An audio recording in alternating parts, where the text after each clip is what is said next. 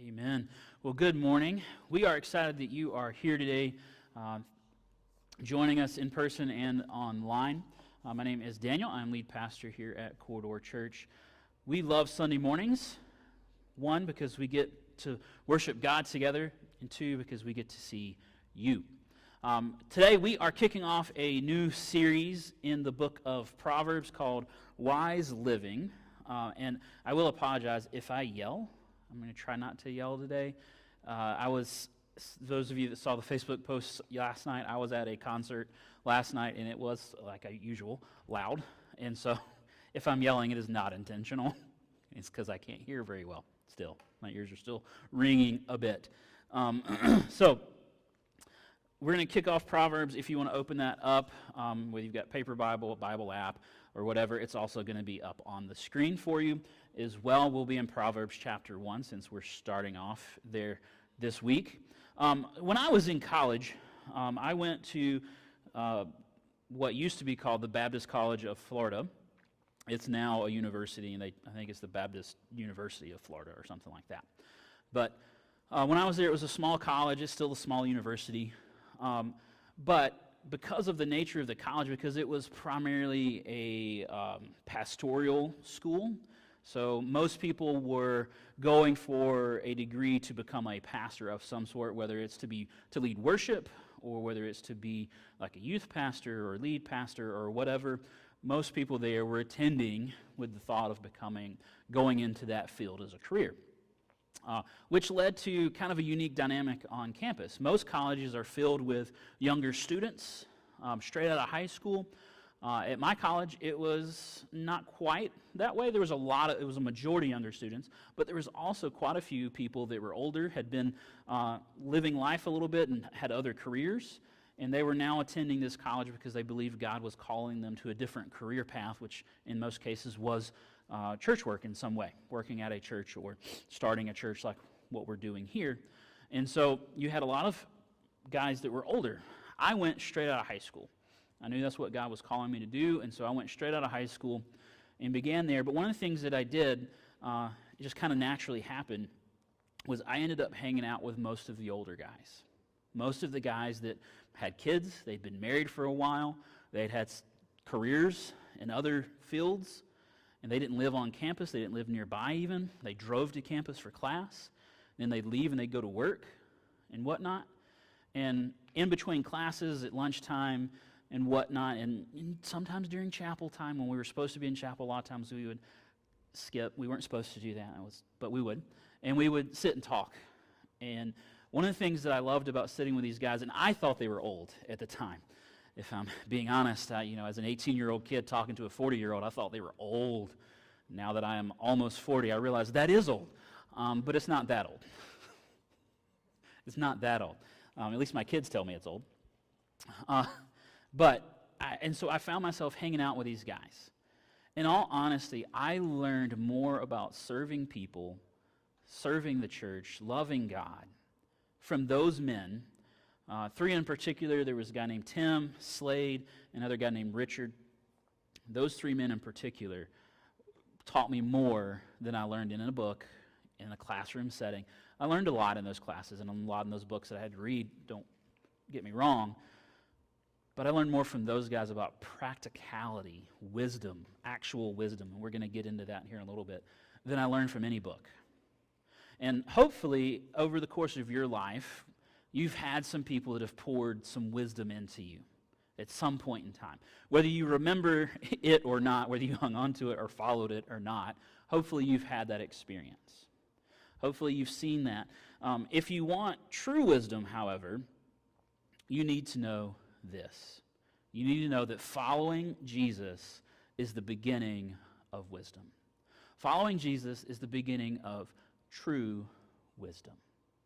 So, before we can full-on dive into the book of Proverbs, we need to back up a little bit. Last week I talked about this idea of context, that we need to understand the context of what we're reading, which means even if we don't like history, we still need to look back at least briefly at some of the history surrounding the book we're reading. And in this case, the book of Proverbs. And the reason we do that is because most of this stuff was written to a specific audience.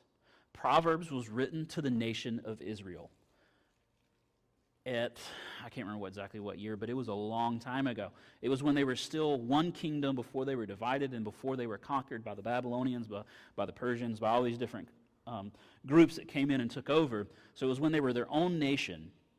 And so it was a very long time ago, well over 1,000 years ago.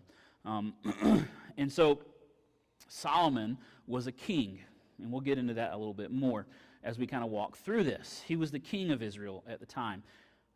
Proverbs, also, the other thing is we don't use this word Proverbs very often. So we need to know what it means. What is a proverb?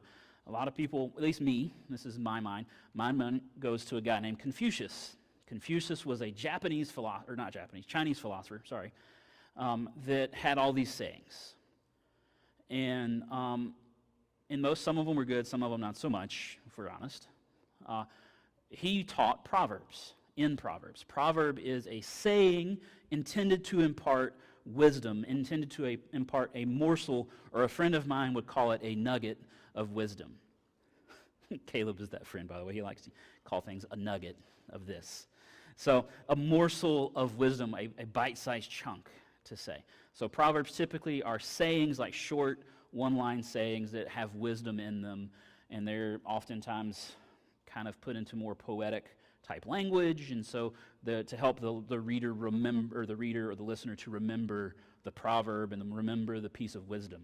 So that's what the book of Proverbs actually is, except for the first 9 chapters and then the last 2 chapters of the book of Proverbs are actually more like poems. Now, when we read it in our language, we're like, this doesn't sound like a poem at all. In the original Hebrew, it was a poem. And so the translation, you lose a little bit of that flow, of course. But, so these are poems that are wisdom. A lot of times it's wisdom itself speaking to the reader, speaking to the person listening, or a father talking to a son. In many cases, that's kind of what these poems are. So the first few books, as we walk through these first few chapters, that's what we're going to be kind of in, is more of a poem-type setup. And then the writing is attributed, as I mentioned earlier, to a guy named Solomon. Proverbs 1, verse 1 says this: the Proverbs of Solomon, son of David, king of Israel. Pretty straightforward who wrote this book, who put all this wisdom down. But here's the thing. Why do we care that Solomon wrote all these Proverbs? Solomon, for all of his faults, and there were many, he had a particular problem with saying no to his flesh when it regarded women. He had lots of wives and lots of concubines, got him in lots of trouble. Lots of problems came out of that. So he had wisdom in every area but that part. But he's considered, even despite all that, he's considered to be the wisest man to have ever lived. Considered to be the wisest man to have ever lived. But why? How did he gain all this this wisdom? Where did it come from? Just briefly, we're going to look at 1 Kings chapter 3. We see an exchange going on. Solomon had gone to a place called Gibeon, and he was offering sacrifices to God at this place, Gibeon. It was called a high place. It was like up on a mountain type thing. He was offering incense offerings. And Solomon fell asleep. God appeared to him in a vision, in a dream. And this is a little bit of that interaction. Verse 5, it says this: at Gibeon, the Lord appeared to Solomon in a dream at night. God asked, "What should I give you?" He looked at Solomon and said, "Hey, what do you want? I will give you something that you ask. All you have to do is ask for it." And when we're going to skip a couple verses, but when we look at those verses, what we see is because Solomon was desiring at this time to be faithful to God, to follow God, and because of the faithfulness of his father, who was David. David is probably the most famous king that Israel ever had. He's considered to be, Scripture says he is a man after God's own heart. He wasn't perfect, but he desired to be like God and to seek God out in everything that he did. Solomon is his son. Solomon inherited the kingdom of Israel from David. And Solomon's coming in, and after verse 5, he looks at God, and his response essentially is, hey, I'm a young ruler, and I don't know anything. And then this is what he asks for. Verse 9, so give your servant a receptive heart to judge your people and discern between good and evil. For who is able to judge this great people of yours? Now it pleased the Lord that Solomon had requested this. So God said to him, because you have requested this and did not ask for long life or riches for yourself or the death of your enemies, but you asked discernment for yourself to administer justice, I will therefore do what you have asked.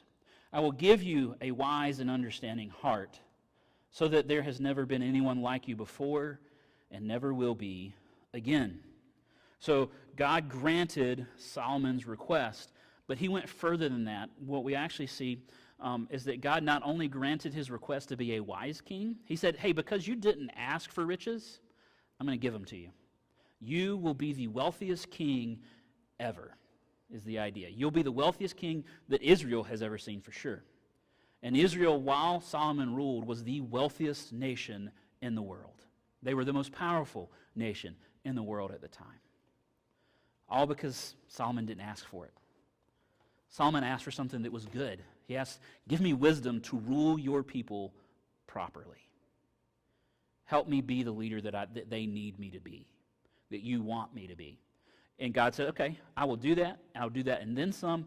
And you're going to have all the things that everybody else would have asked for because you didn't ask for them. Because you knew what you should have asked for and you asked for that. Because of that, I'm going to give you riches beyond understanding. I'm going to give you power like no other has ever seen. And so Solomon becomes the wisest man to have ever lived because he asked God for it and God granted it because of Solomon's heart. The reason Solomon was asking for it is why God granted it. Solomon wasn't asking for selfish gain. He was asking for the gain of others. So with all this in mind, we can now start to begin our journey. But before we do that, there's another question we have to answer.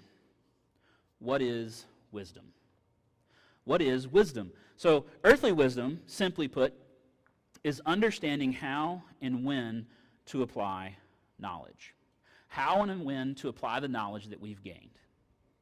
Biblical wisdom, however, is understanding how and when to apply knowledge in order to honor God and others. That's a big difference. It doesn't sound like a big difference, but it's a big difference. It's the motivation behind why we desire the wisdom, why we wish to use the wisdom. Biblical wisdom is to honor God.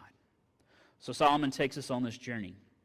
And he decides at some point in time to write all these bits of wisdom that God has given him down so that the nation of Israel can also gain some of this wisdom. There's only 31 chapters in the whole book.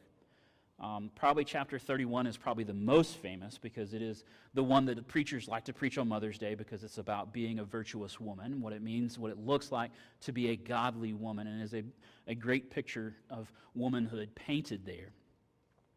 We're not going to get to that for a while. I'm not sure when we'll get to 31, actually. So today, though, we're going to start and just look at the first chunk of Proverbs chapter 1. So Proverbs chapter 1, verse 2 and 3 says this, for learning wisdom and discipline, for understanding insightful sayings, for receiving prudent instruction in righteousness, justice, and integrity. Solomon here begins laying out the why behind this book. Why am I writing this book? What do I want you to gain from reading this book? And here is why. And he begins laying those things out. Growing in wisdom requires humility because the first thing he says, for learning wisdom and discipline. Another way to put that, you could translate those words, wisdom and discipline, as understanding and correction. Understanding and correction. Growing in wisdom requires humility. One must be willing to admit when they don't know something or when they are wrong, or growth can never happen. Now, those are difficult because we live in a world where we're supposed to know everything because we've got it at our fingertips. And we definitely live in a world where nobody likes to admit they're wrong. Nobody does. I haven't met anybody that's like, hey, I would like to admit that I'm wrong. I've never come across that person. Maybe you're that person. But I don't know anybody yet. Nobody's been willing to tell me they were wrong just for fun. Most people, it's like, okay, I guess I was wrong about that. You have to be proved wrong before you're willing to admit it most of the time, if we're honest with ourselves, right? You have to show me that I'm wrong. This is what we are. That's just where we're at. But the reality is, if we desire to gain true wisdom and true growth in our lives, we have to get to a point where we're willing to go, I don't know the answer to that. Maybe it's, I don't know the answer to that, but I'm willing to go find it. Or we say an answer, and they're like, I'm not sure if that's right. We have to be willing, when we figure out that it's wrong, we have to be willing to go back to that person and go, hey, this was wrong. I was wrong about this. Or if in a disagreement, we talked about conflict recently, or if you're in a disagreement and you're in the wrong, you have to be willing to admit that you're wrong. Remember, we talked about conflict. There's two sides to each conflict, and both parties are going to have something that's wrong. It's just the reality of it. Because neither one of us are perfect, so we're both going to bring something wrong to the table. So we both have to be willing to admit, hey, I was wrong about this part. That is the beginning steps to gaining wisdom. Wisdom and discipline go together. They are not something that's separated. If one is disciplined, then one will grow in wisdom. If one grows in wisdom, we become more disciplined.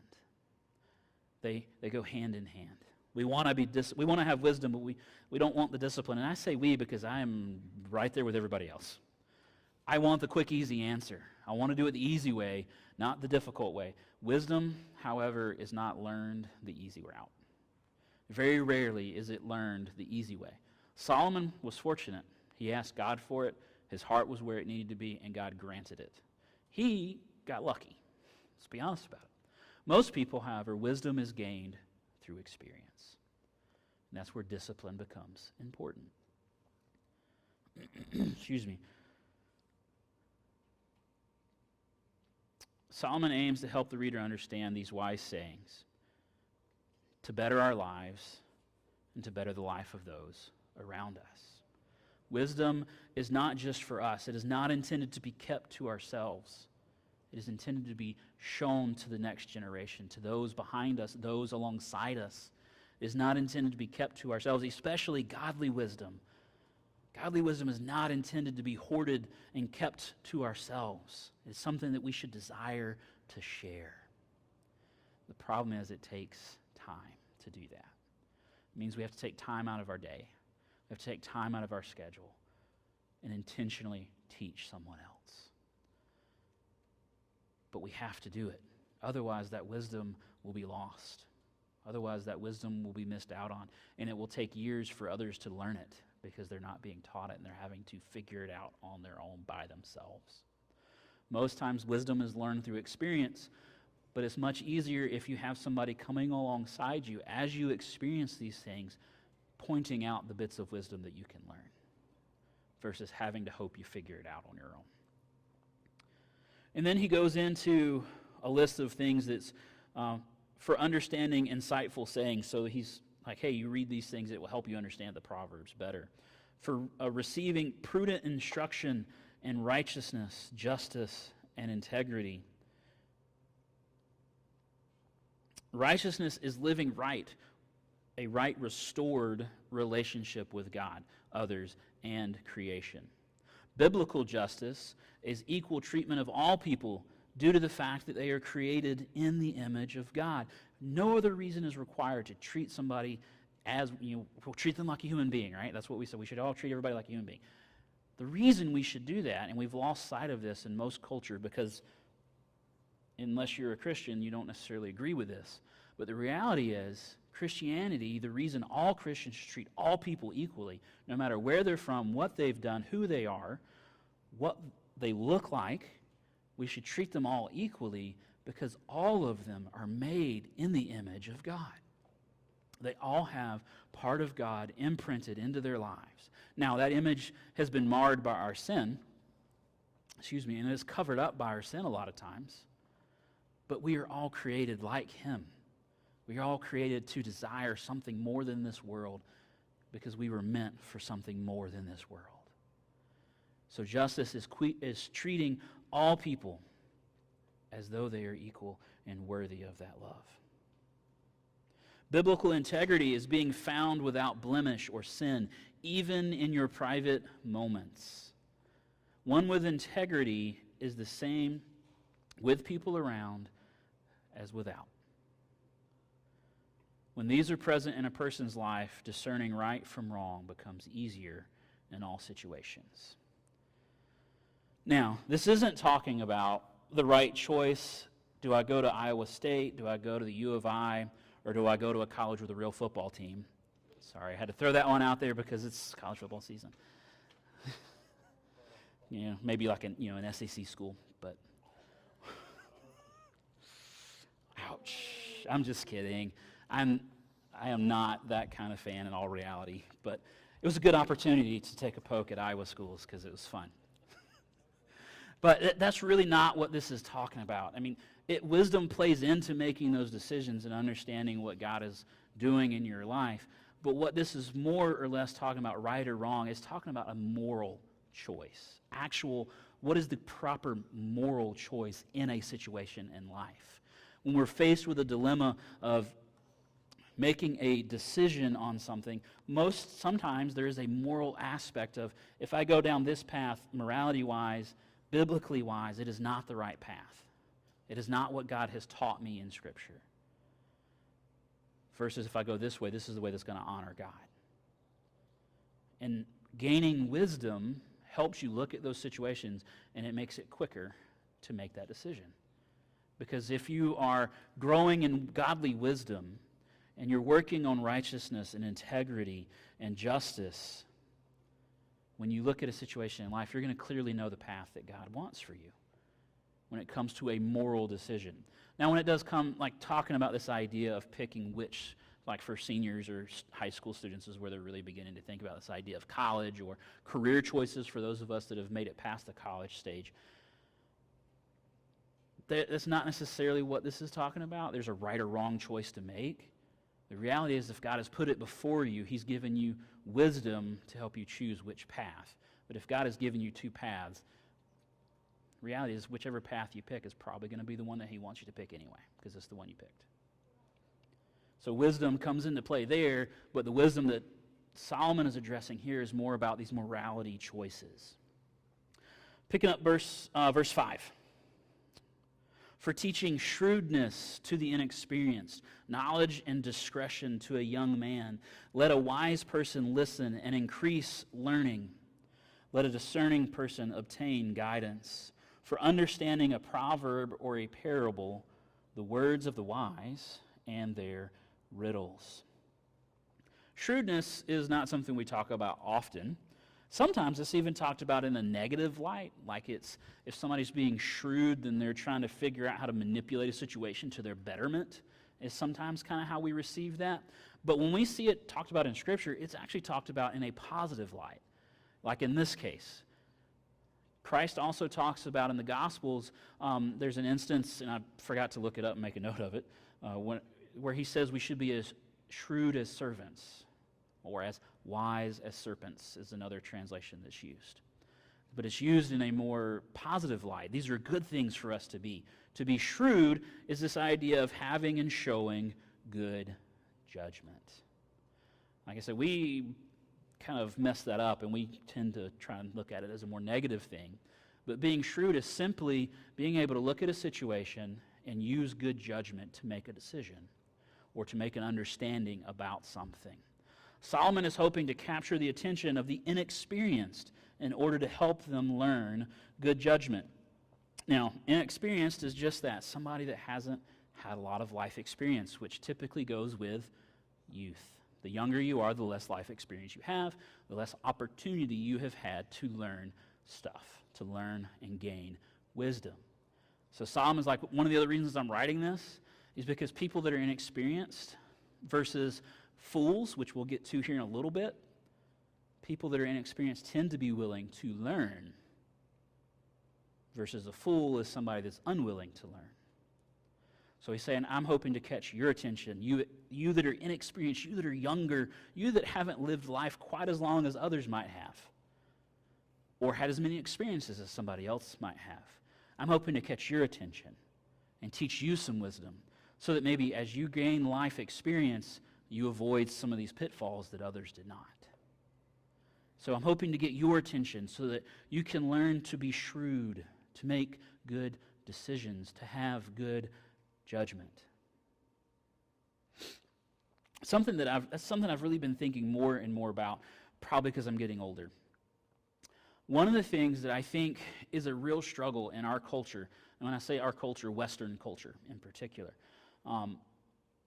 because Eastern culture is, for the most part, quite the opposite of what we're about to say. Western culture in the last 100 years or so has really begun a downward spiral in the way we view our elders. And by our elders, I mean anybody that's older than us at all. We've begun this look of, oh, well, they don't know anything, they're old, they don't understand stuff, they've never lived the life that I have lived, which, if I'm honest, with the way technology has grown, that is true to a degree.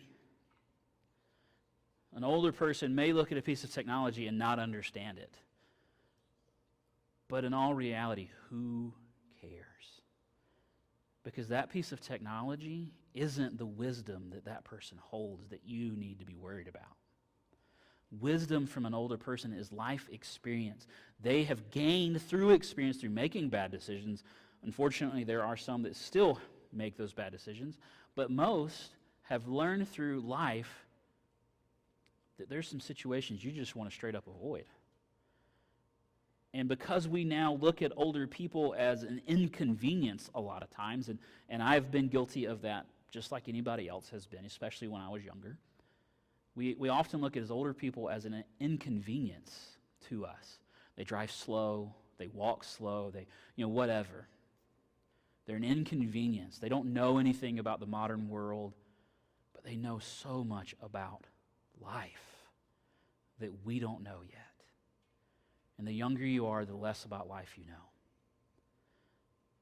One of the things that's bothered me about this idea, and it's been going on in my mind, in the back of my mind, just rolling for several years, really. I've looked at this and I've seen it get worse and worse and worse with the way we view our elders in America, at least, because that's the culture context that I live in and I understand. I think this is a terrible waste of wisdom. Because when we look at an older generation and we look at them as an inconvenience, that means everything they have to say is inconvenient, or I don't care about it because all it's going to do is bother me. And we as millennials, we like to hate on the greatest generation, so the World War II generation. We like to hate on the older boomers. Gen Zers like to hate on millennials, and they like to hate on Gen Xers.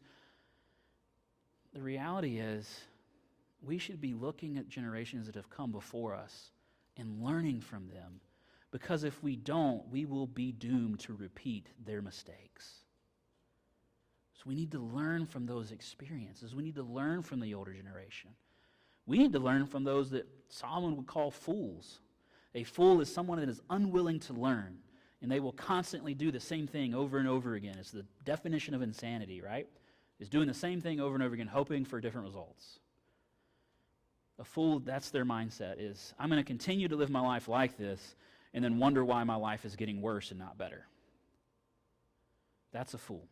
We can even learn from them, because we can go, I don't want to live my life like that. I want to be on the other end of this. I want to be somebody that's learned wisdom, that picks up from my mistakes and goes, don't do that again.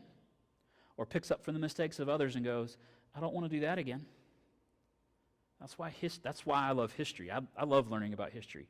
And I know that's not cool, but I do. I enjoy history because I can look back and go, well, this is what happened to get them there. You can look back at nations that have fallen, and you can go, this is what they did to get to that point. We as a nation should probably avoid those things. This is where we are as a nation. We got here because of these mistakes. We need to learn from the mistakes of our forebears, right? That's wisdom. We have to learn from our mistakes, or we're doomed to repeat them. Verse 5 then reminds us that a wise person understands they still have more to learn. So he also, not only is he going, hey, those of you that are experienced, those of you that have not had time to gain a lot of experience and gain a lot of wisdom yet, yes, I want you to listen. But hey, if you consider yourself wise, or others consider yourself wise, then I still have stuff for you to learn also. Because part of being wise and growing in wisdom is understanding that you don't know everything. Verse 6, Solomon says that he wrote this book to help us understand wise sayings so we might gain the wisdom and make wise decisions. Solomon has shown us how wisdom covers all of life. Each area he addressed covers a different part of life. Wisdom accepts correction. Wisdom has godly morality. Wisdom helps discern the path. And wisdom listens and accepts guidance. That has the potential to affect every part of our life. Knowing what wisdom is all well and good.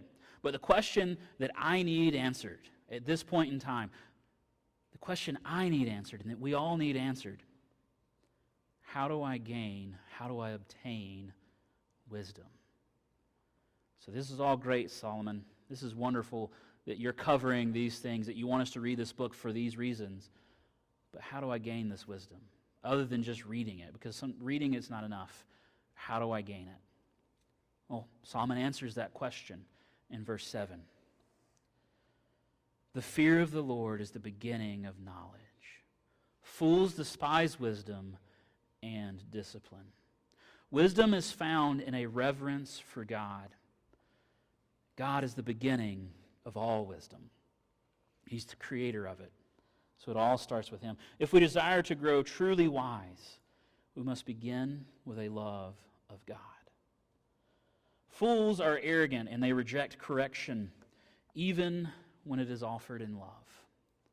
A foolish person, now this isn't the person that initially kind of goes, tenses up when they're corrected, because I'm one of those. I'm given correction, I'm like, But then I think about it, I process it, I let it sink in, and I'm like, okay, they're right. I need to work on this. A fool tenses up, reacts violently, whether it's verbally through, accosting the person verbally or physically, and refuses to accept the correction. A fool sees no reason to grow from who they are to what they can be because they're already great enough. That's a foolish person. I don't need to understand anything new about myself. I don't need to work on anything. I am good the way I am. What Scripture teaches us is that's not the case for anybody. None of us are where we should be yet.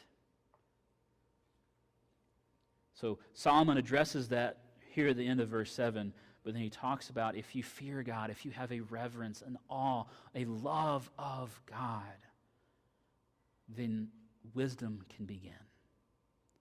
If you begin there with loving God with all that you are, then wisdom begins to grow.